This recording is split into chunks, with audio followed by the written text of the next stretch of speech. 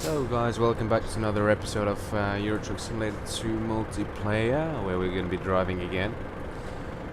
Today, I'm planning on doing a bit longer route, about 1,000 kilometers, and I'll see how long I've been streaming at the end of it, and we'll see if we have time for another drive. But today we're taking 14 tons of grapes from Torino up to Dortmund, as we're making our way now up through both Switzerland and basically a bit in France.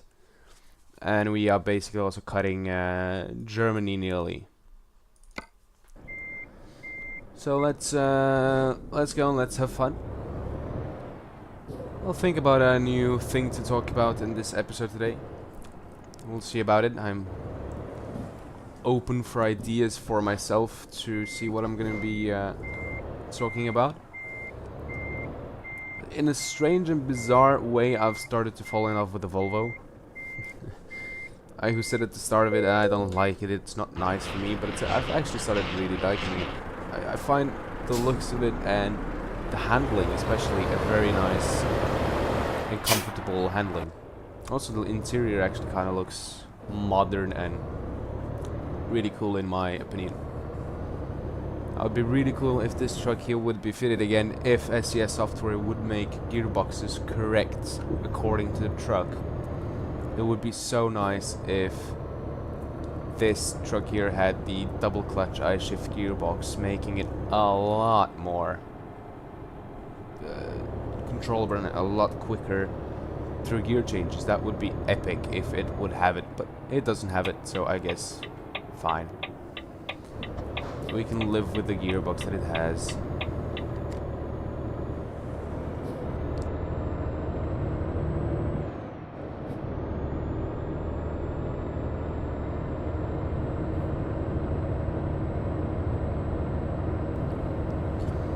Again, actually, I find 500 brake horsepower a very nice and a very sort of equaled out amount of horsepower. It's not too much to consume too much fuel, but at the same time it's not too slow for it to struggle up a hill or something.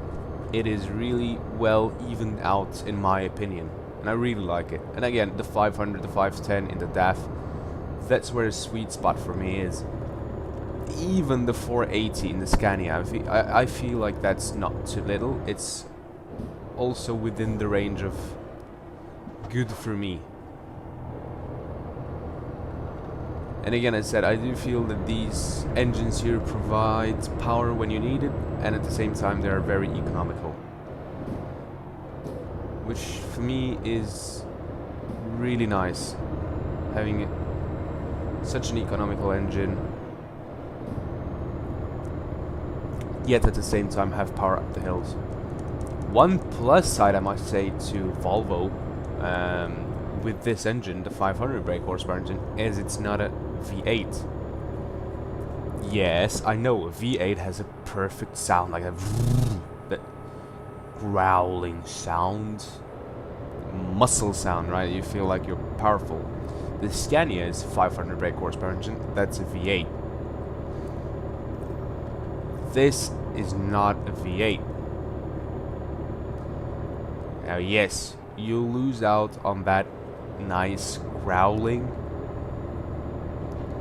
but then in the end you gain in a lot of fuel consumption. You gain a lot better economy when it comes to fuel, as a V8 has 2 more cylinders. Right, this is a straight 6 engine, therefore having 2 less cylinders, consuming maybe the equal amount as a V8 engine, but then minus 2 cylinders. Which I mean is kind of nice that they managed to get this much horsepower out of a straight 6 engine. And the same can be said actually with Iveco. They have a straight 6 560 brake horsepower engine.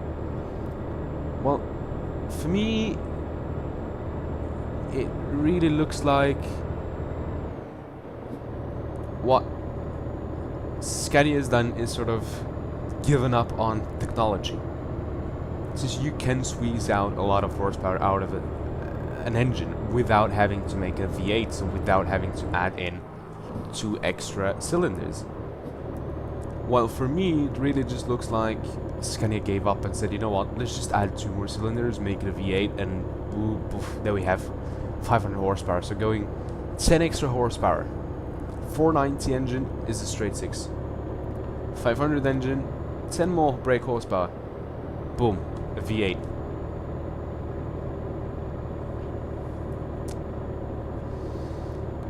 But yeah, I really like this truck. In the end, I feel like it's a very well balanced truck. It's a bit light in the corners, but then again, it's also me who's driving pathetically fast through corners sometimes, like now doing 90 in a turn is not the best. I mean, it's not the most economical of all.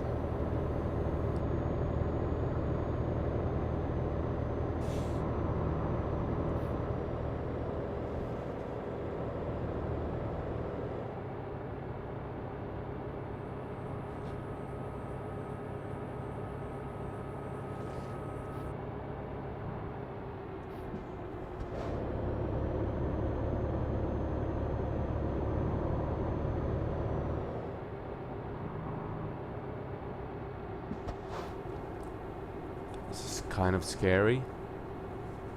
Just trying to put my... I'm driving with gloves on. I don't know why. It's just... I just had to adjust the glove. It was starting to fall down.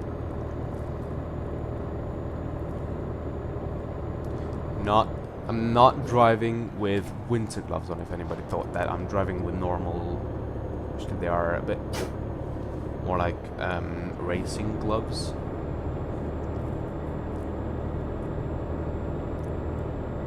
Really comfortable to drive in.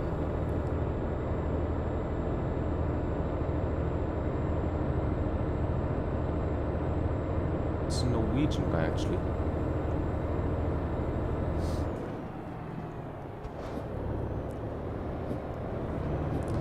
These Italian mountain roads are interesting. Really, really interesting.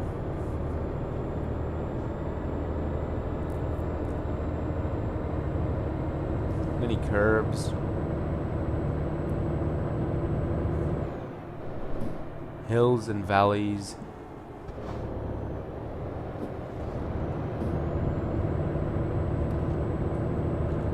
Going a bit wide there as a smart guy.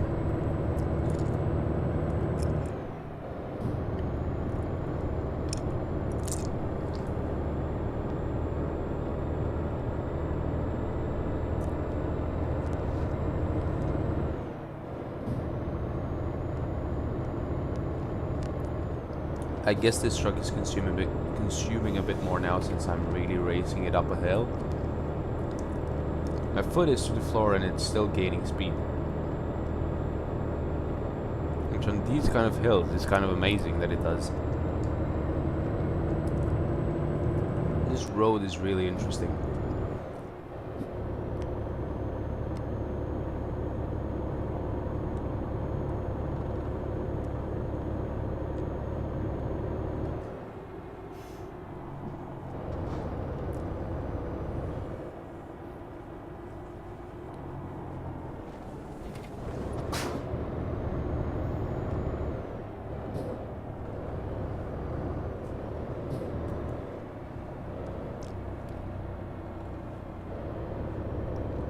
Driving here is really funny, actually. This is somewhere where you, if the physics would be correct in the game for a car, this is where you would love to take the Scout or Skoda. On these roads here, that would just be epic.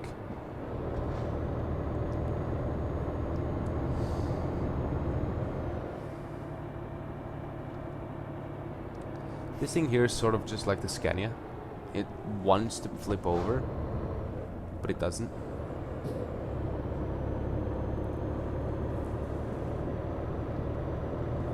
It's a bit frustrating, and at the same time it's a bit interesting.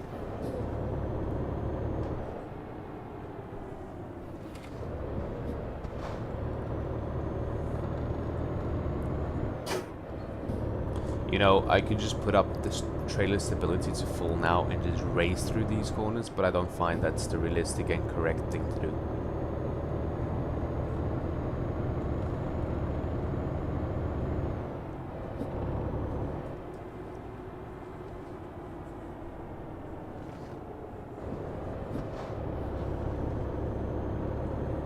I feel like I'm driving way too fast now for what a normal truck driver would be driving, especially through some of these turns, you know.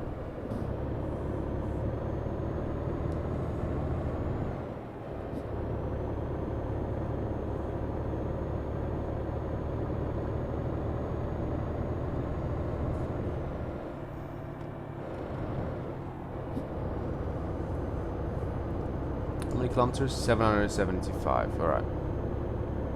It's not that many.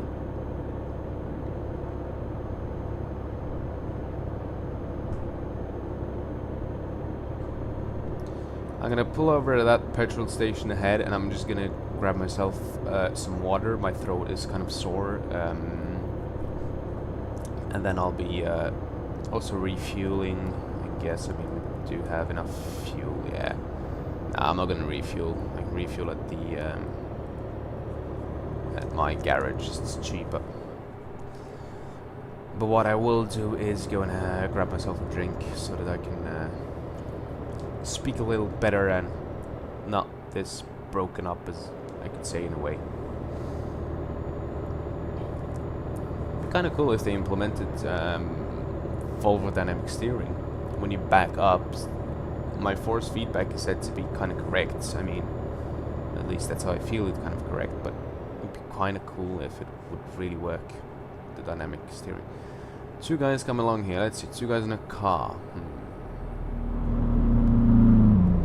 Are these two guys who are looking for some epic driving in these beautiful roads, or trollers who look after truckers who have had a nightmare on these roads and they just want to screw a bit more around them? This is also kind of relaxing having an automatic truck, is you can live it in cruise control, even though it might be an uphill, and it will change for you. But if it's a manual truck and you go in an uphill and you want to change, what happens then is it disconnects the cruise control since you press in the clutch. I get why it does it. I know that's realistic, but that's also one thing which I can say I really love about automatic trucks, is the fact that it can keep cruise control active despite the fact that you change gears. I will be taking a left turn here. I'll just be parking up here. Sorry guys, but my throat is really sore. I've already drank a glass of water, but I just need one more. I really feel that my throat is really sore.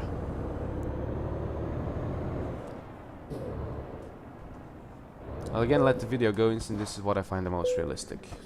So I'll be right back.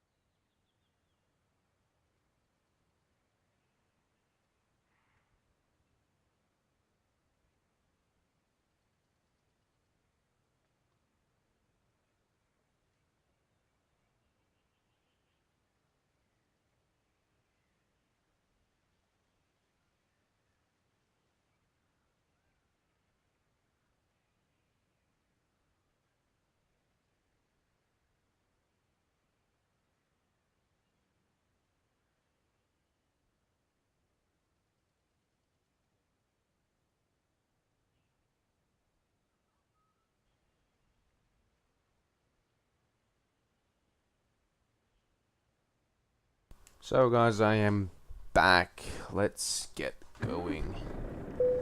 It's in gear. Parking brake off. Nobody's coming from the right. Nobody's coming from the left.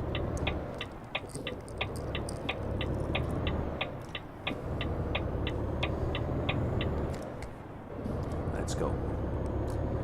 Let us hit it.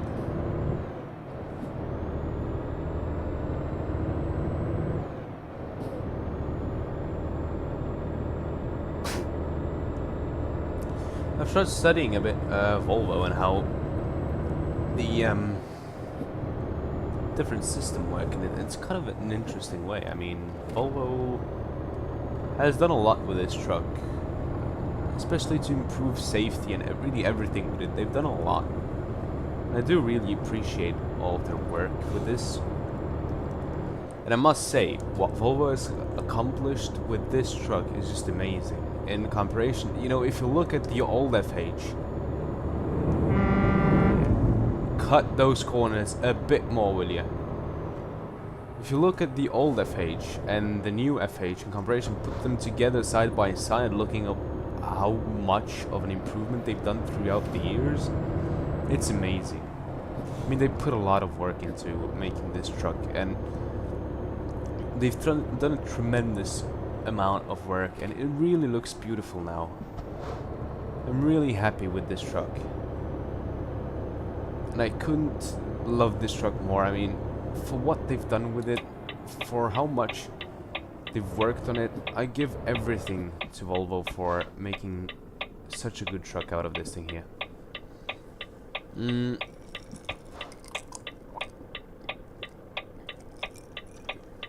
If we look on the other side at Scania, well, Scania, you can say, is the trucking version of Porsche. Oops, that's not the meaning. Scania is sort of the trucking version of Porsche. They've kept their design throughout the years. They started on the L, whatever it's called, and then they basically just kept the same design throughout the R series, the first R series. And with the thought, I'm thinking that fact that they just changed the grille a bit at the interior, but the main design looked the same. If you'd look on the side of a truck, you knew it was the same Scania, but you didn't know which Scania it was. And then they obviously moved on with, after many years of having first the L, and then they got the R series, they thought of reliving the olden days with the streamlined version. And you see, this is really something which I don't like about them, about Scania and the design. They haven't really done a lot with it. The design of these trucks is basically the same as it was at the start of this new truck, going on from the older series into the newer ones. So that's why I say, basically Scanias have looked nearly the same throughout every single time, right? And that's what I'm talking about. I'm talking about the fact that these trucks here haven't really seen a lot of changes in them. Yes, they've maybe changed a bit the interior. Dashboard display has gotten a bit bigger display, you know, the dashboard has got a bit bigger display. Minor changes in the interior, aerodynamics tweaks, etc. But really they haven't changed the core of the truck. It might sound like I'm criticizing every single truck company out there, but what I'm really trying to do is just put all the trucks and looking at them and seeing what's positive about them and what's negative about them. In my opinion, these are all my opinions. I mean, I know that people say that, oh, Scania's got its special looks and they have always looked the same because that's a beautiful look. I get it, right? I mean, Scania for me looks beautiful. But they haven't really done that much to improve it or to change it in many years until now, until they made the S series. This is when finally Scania got a big change, a big facelift, you could say. Thinking about this thing here came out in 2012, I think it is actually, this new Volvo. And how much it changed from the old Volvo, it's really amazing. If you look at the older Volvo FH, the FH12 I guess it was called. If you look at that one, it's way different. I mean, all the Volvos have looked different. They've had major visual design changes, interior changes, powertrain, everything was changed in them. This is one thing I really love about Volvo. When they bring out a new truck, they make sure that it is a brand new truck, not only a bit of a facelift, a bit just minor changes. It's a brand new truck, brand new technology, brand new experience for the drivers. Many people said, oh, look at the new Scania Streamline, it's wow, it's amazing. Well, really, let's think about it. What's the difference? I mean, apart from the air splitters on the side of, just in front of the doors, what's really different? Slight aerodynamic improvements on the cab, that's about it. Interior is the same. I mean, yes, they brought in Euro 6 engines to most of the engines, I know. But the truck looks virtually the same. Minor changes to the headlamps, now they have LEDs instead of normal light bulbs. But then again, these are just minor changes. They aren't anything incredible. If you think about other truck companies, DAF. I'm taking DAF as example as a good example of what Scania should have done. What DAF did is keep the same style, but at the same time changing the design every single time. You can really see this in the two latest DAFs. The new DAF XF Euro 6 and the older one. It has the same looks, you know. The top of the cabin sort of has the same shapes. It in many ways resembles the same truck, but then it is brand new actually. Have a look at, for example, okay, let's go straight on as well. Have a look, for example, at the grille. The face, the front is totally changed. The interior is a brand new interior, but it still keeps the same feeling to it. And that's the same story as with the old DAF XF and the one model before it again. And this can be seen again throughout Iveco as well. The new and the old Australis, the highway and the normal Australis. They kind of resemble the same product. They look in many ways the same. But then in the end, brand new design, brand new interior, everything is new. But they still have the same look. This is what I feel Scania should have done, and this is what they've done now with the new Scania. It resembles Scania, it looks sort of like Scania. You can sort of tell, oh, this is a Scania by just looking at it. But it's not the same product anymore. It has a brand new interior, a brand new design. Although one thing which I really feel like a pity what they've done is that I really feel it's a pity they've removed those mirrors. Those Scania mirrors have been for so long now, and they haven't changed their design at all. And now they put these mirrors on slender arms. I don't really think that improves visibility anything, and if it does, it really improves it with a little amount, since they don't look like these ones. I get it. The Volvo mirrors look sort of like the same as the Scania ones, but they were just turned upside down, right? But these ones on slender arms are really, really good. They are smaller, but at the same time giving sort of the same amount of visibility throughout them. And then they have this hole between the two mirrors, so you can see through the mirrors. It's sort of like apart from the mirror, you can sort of see everything which happens around it. And that's what Volvo really looked into when they made these mirrors and the design of them. But then the new Scandi mirrors are placed on slender arms, looking sort of like the Stralis mirrors. Those are how should I say, those are the closest mirror examples I can give to you. They also look nearly the same as the Renault Model T. That looks, well, perfectly exact, actually. But that's the point, they haven't decreased any visibility. And that's a thing which I would really love to see them not change. Keeping 1 or 2 bits of the old truck, you know, keeping a nice look to it, but changing everything else around it. And then you might ask, but yeah, but what has Volvo done? What has Volvo kept between this one and the other one? Good question. Looking at it, it's a brand new truck. It does not resemble the old truck at all. That's what I was trying to get to. They've changed everything in it. That's why I brought up, oh, now stress bar, that's why it's lagging. We're going straight here, I believe, so we can go like this. Good. Right, they haven't really changed. How many people are here? 24. Oh, that's why it's lagging slightly. Right, they haven't. Don't tell me that I did something wrong, didn't I? I should have gone down there.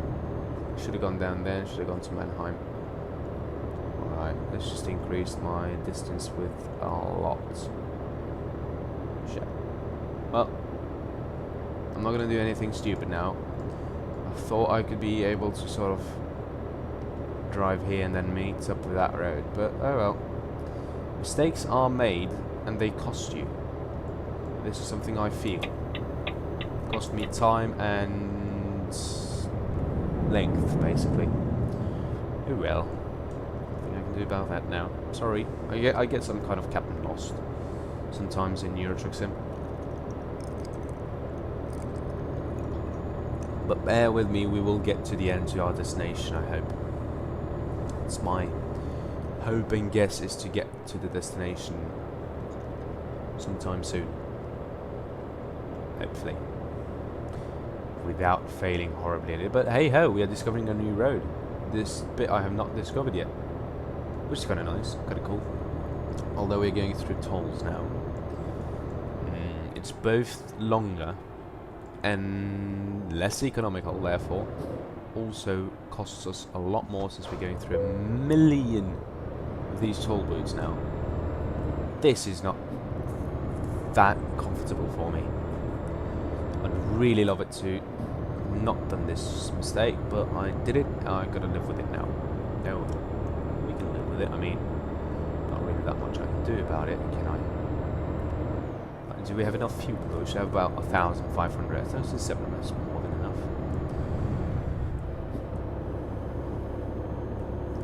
Right, looking at the interior, I mean, there's no way you can see any resemblance of the old Volvo in this thing, but it really looks nice.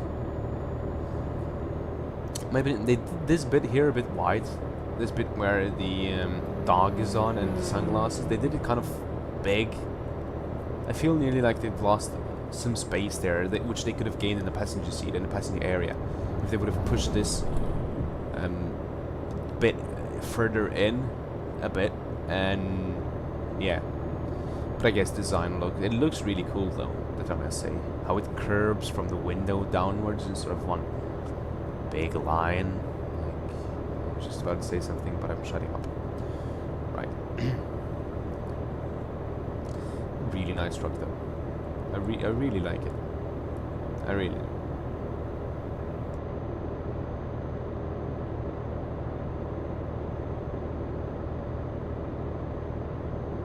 So I guess when you give somebody a second chance to think about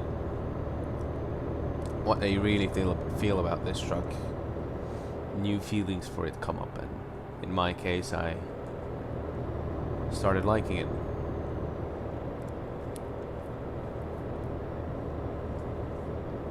Okay, you guys might be interested to hear about my opinions about the trucks in game. I said I've already stated my opinion about Scania, Volvo, Iveco and DAF, but let's go over to the other... Oh, okay, I'm not cutting that much, I guess. It wasn't that bad. But I thought I was...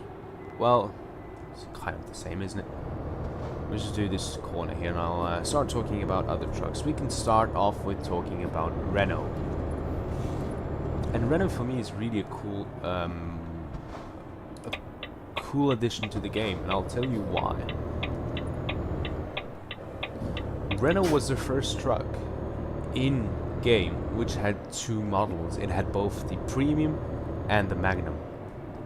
That was kind of cool. I found it really epic that SES Software had added both of the models in game from the start.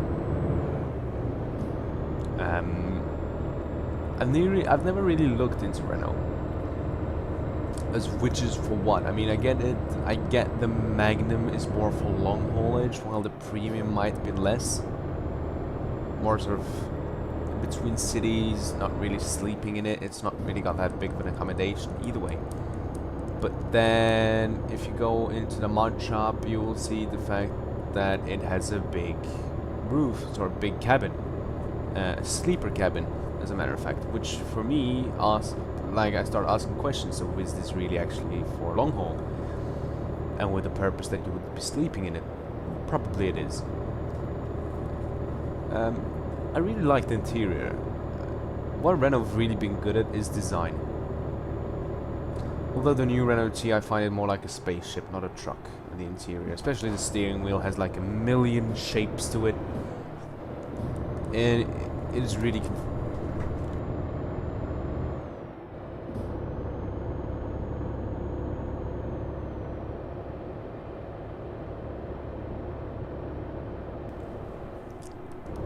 sorry, somebody just went into the room. I really need to start remembering to lock my door when I'm making a YouTube video. Very sorry, guys. So, the Renault Premium, I found it at the start when I was like that kind of a guy, oh, I need 700 and something horsepower to like this game. But now as it only has a 460 brake horsepower engine, I feel like it's perfect for normal cargo when it comes to how heavy a cargo is. And it is really, really, really economical. Like, this is one thing which Renault have really been, how should I say it, good at. Making very good engines. I can give another example. This is a car though. Renault Clio has one of the best, if not the best, consumption at its class. Again, this just comes to show how good the engines in a Renault are. The Renault Magnum for me is kind of like a shock. When you look at the shape of it, it's really... You'd think that the designer said, right, okay, we have a piece of wood here. Let's take an axe and just carve something out of it, and this will be the truck. I don't get it. How did Renault think this would be aerodynamical? It is like a box, no shapes to it whatsoever. The cabin is really funny as it's flat. The stairs are on the back, so you go in from the back sort of, and you gotta jump sort of, or walk on some really thin stairs to get into the cab. This is a red line. It's not a light. I thought this would be a light, but it isn't. Etc. So it's an interesting cab design. Good choice of engine power, 520 brake horsepower. Good. Interesting with the fact that the Renault Magnum actually has a seat which you can fold into a bed. It's kind of like business class on an airplane. You actually have a seat which you can fold down into a light flat bed. Interesting design. So it's not a proper mattress. You know, this is kind of interesting. How do you sleep in it? Since it's, well, it really is not a proper mattress. It's more like a seat which you can fold the whole way down. Many people say that, oh, Renault's ugly, Renault's bad, Renault's that, because it's French, and well, what the hell had French got to do with trucks when everybody needs to have a truck either from Italy, Sweden, Germany, or maybe DAF from Holland, or from the Netherlands. But still, I really liked it, Renault. Hate me for it, but I really enjoy driving a Renault. It really looks cool to me. They look like they've obviously kept the design from the old one, from the Magnum, which was before. But it looks so manly. It looks so different. I mean, Renault. I think Renault just went out with it all and said, let's just make the Magnum look different. Which they did, and they managed to do it in a way which I find actually kind of cool that they did.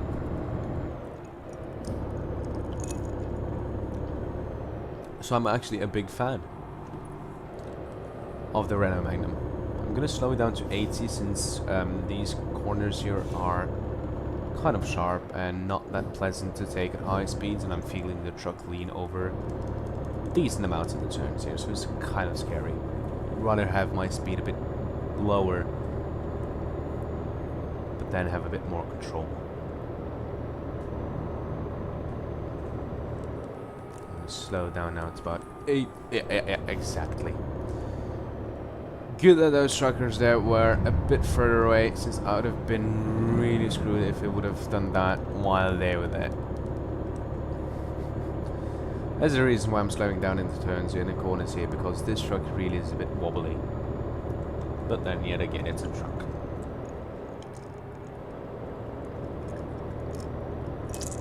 Trucks are not racing cars.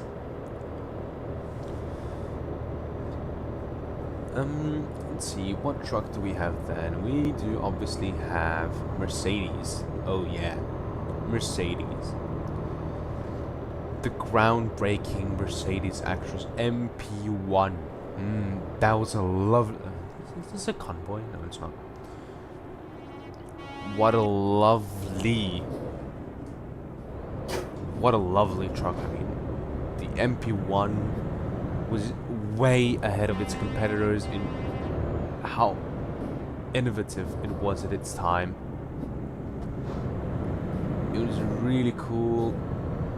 It looked awesome. It had this amazing Tiptronic gearbox, which was sequential. You could pre-select gears. Really a cool truck, in my opinion. But again, they changed the whole design in the MP2.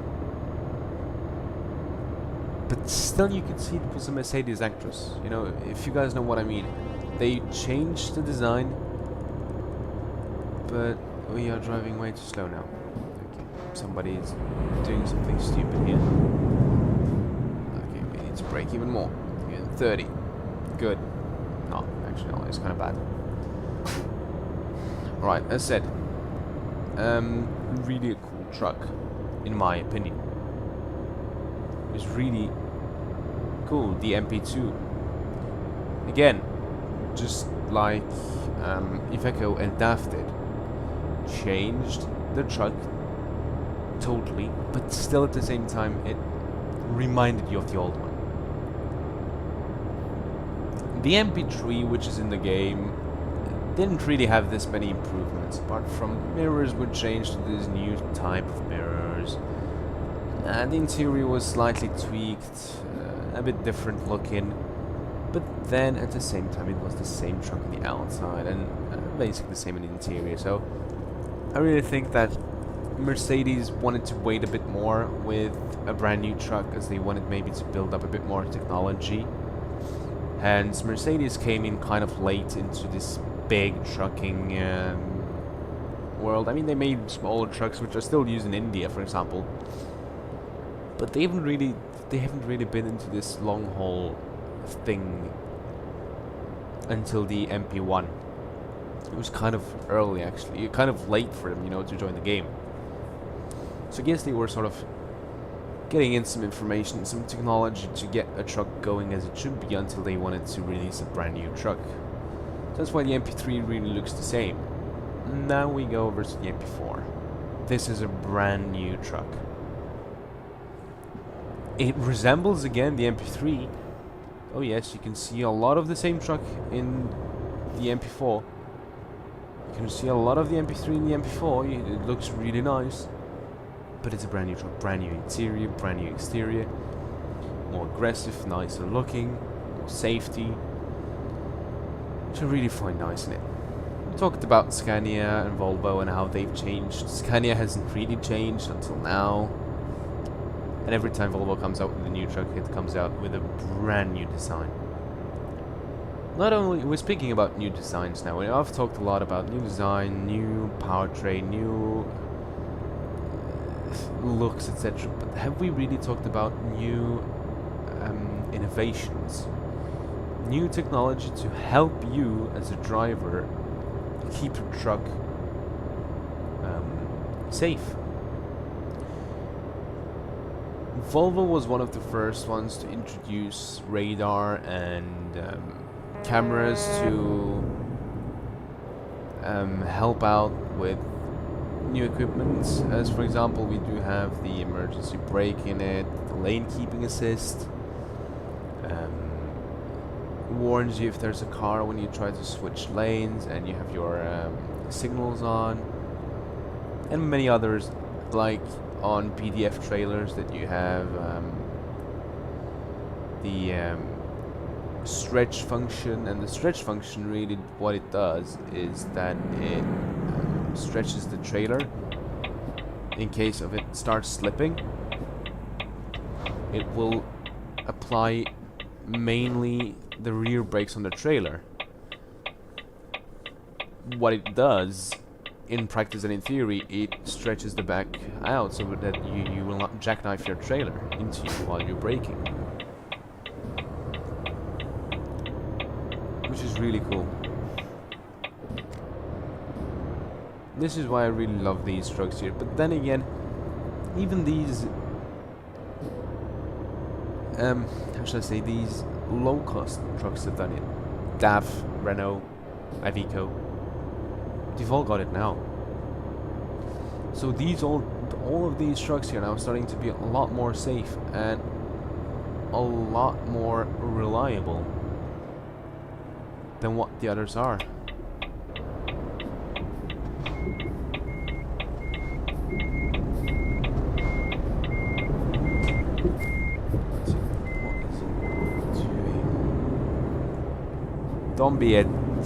Don't be, wow, you don't pull out in front of me without even putting your signals on. You pull onto the side. It doesn't help if you do honk at me. Just, wow. Right, after he does that turn, he pulls to the side and nearly comes to a stop. So, to avoid crashing into him, what I do is I go into the other lane to overtake him, as there was nobody coming in at that time. When I'm on his side and I want to pull in, he, again, without any signal, goes back into his lane and starts accelerating. Which for me really isn't the most amazing thing he could do. Now I'm afraid somebody will come charging down this ramp now. Straight into me. Now, is this a busy road? Looks to be. Now I see him getting closer to Dusseldorf. God no. This is not good. This is really not good. See if I do have a short drive from... how many kilometers do we have? 1,200. Pretty damn correct. What is it? Red light.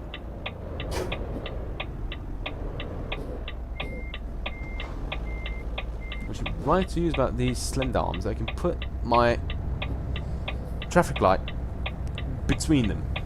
Do I have any damage? I have 1% damage. I have no idea what I got that 1% damage, but it's not at me. I did not crash into anything. It's really cool. I can sort of see the traffic light between the slender arms. Are they honking at me? You're probably mad, so I'm not going. It won't help, it's red light. Okay, they are braking, so let's go. So keep pulling in here, so I'll keep the right lane, so that he can go to the left lane. Hopefully without cutting that corner way too much. So is this guy mad at me since I said at light? Will he cut my face? No, he won't. He's a good guy. Just passing Dusseldorf now to the east of it, which means we should in theory be out of the danger of being rammed. So, you know, Dusseldorf really is close to Duisburg, and yeah, many people sort of go to Dusseldorf at the same time. This is just in the vicinity, so yeah.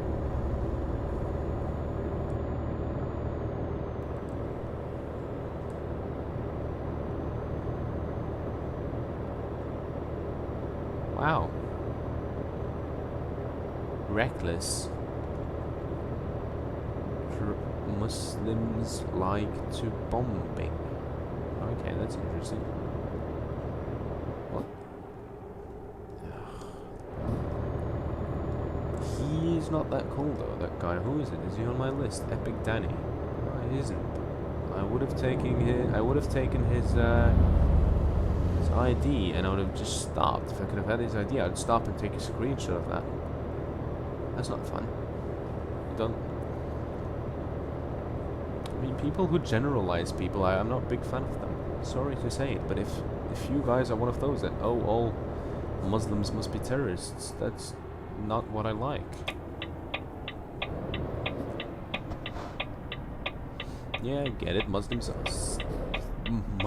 who join terroristic groups are terrorists, but not all Muslims. I don't go on the street to say, oh, you're a Muslim, oh, you must be a terrorist. Yeah, I can go to an Al-Qaeda guy or an IS guy or ISIS guy and say, yeah, you're a terrorist, but because he is. But I'm not generalizing everybody because of their religion or belief to be something which they are not necessarily. So we keep ourselves in the right-hand lane now without going over to the left lane. But they're not cutting. Yeah, we didn't cut it. Perfect. That's just this way is going to be kind of many exits now. This guy is overtaking. I don't mind it. As long as he doesn't flash his headlights, since I do see him. He has his beacons on. I mean, my whole interior is flashing now orange. I actually need to pop in behind him.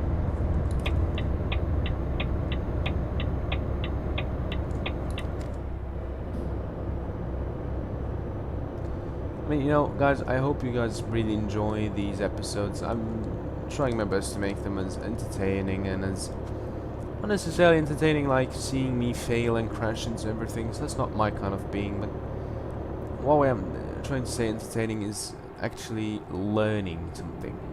Facts. That's why I'm discussing with you guys about trucks, about what I think about them. Because I do hope this in somewhat way will learn you guys a bit about these trucks. Wow. Wow. Just in fucking credible.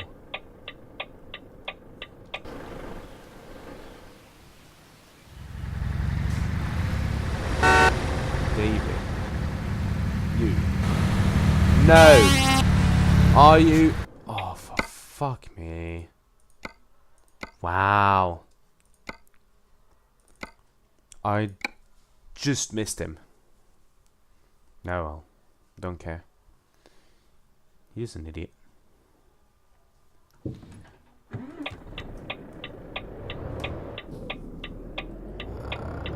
Fuck me.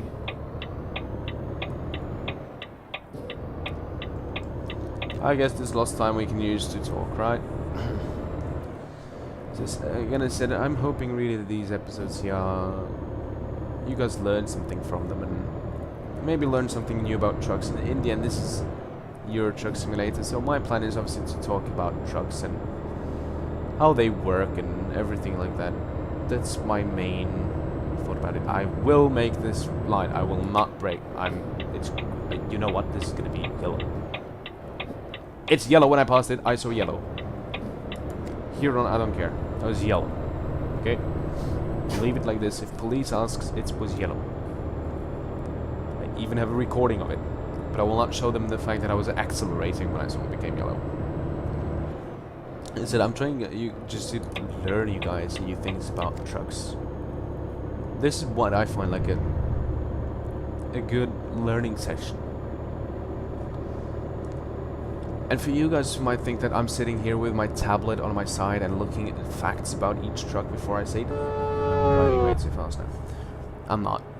Since if I would be driving like this everywhere, trying to look, and yeah, I'm not really that good at multitasking, so you guys can sort of understand what I'm meaning. I'll be everywhere. And that's not what I want. What I want is actually to concentrate driving, not crash into this barrier. Not going over into the wrong lane. Nobody's coming. Switching. Yeah. Just I really hope that these videos are somewhat helping some people, and maybe even some of you guys who are Euro Truck Simulator fans, you know, who drive in Euro Truck Simulator, etc. Maybe these videos can give you an idea of what truck might suit you.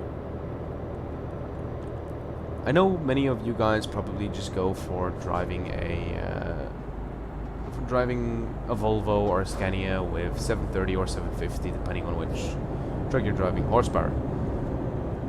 But if somebody wants to drive a realistic truck, now we have MAN. I forgot about MAN.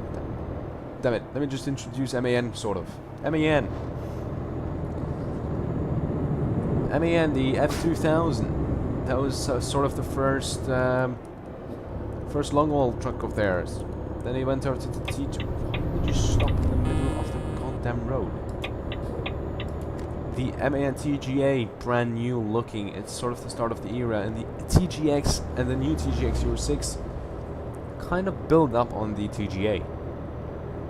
Interior got an upgrade, but again, I feel like they're sort of like Scania, not really doing that much, just minor visual changes. Okay. Polska.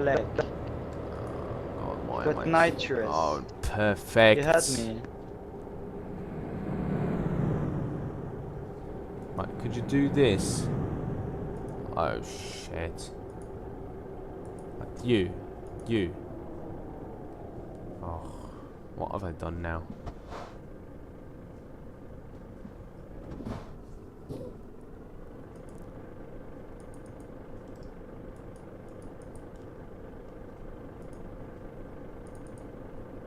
That's stuck there. I don't know why it's stuck, but it's stuck. And I didn't want to change gear either. That would change is fine. Okay, right. I don't care. It works. Speaking of a devil, and a man. I'm way over the line. But I really find an MAN a really nice truck, and I really like. Where are we going to? We actually go into car 4, which does not copy Carrefour at all. He's coming in kind of hot. So we're finally managing to pull in here with 1% damage on our trailer. God knows how we made it. And those 2% on the truck might well be from just normal. Am I getting every single traffic light in red today? I mean, where's my luck? Oh, stopped again. Epic.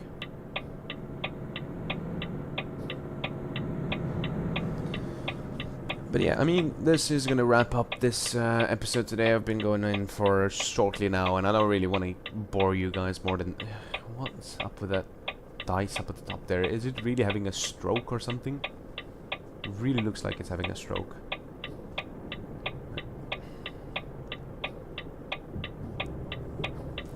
And let's go.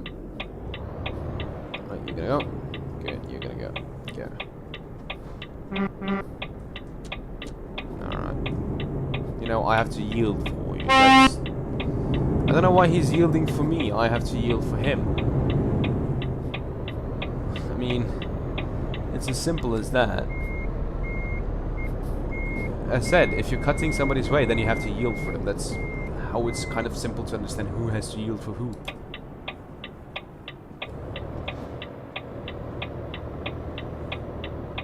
Going in here.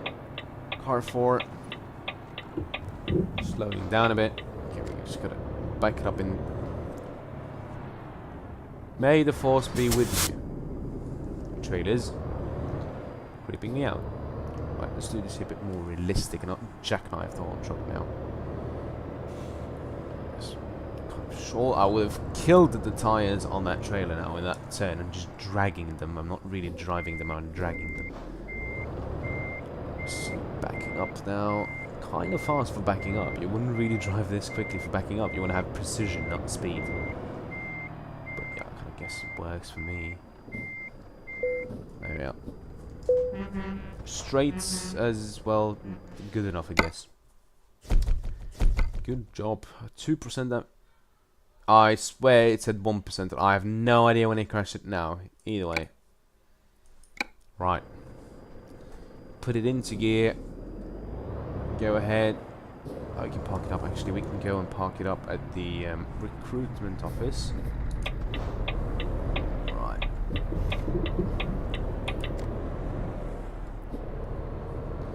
So again, thanks a lot for watching, and hopefully you guys liked this video here.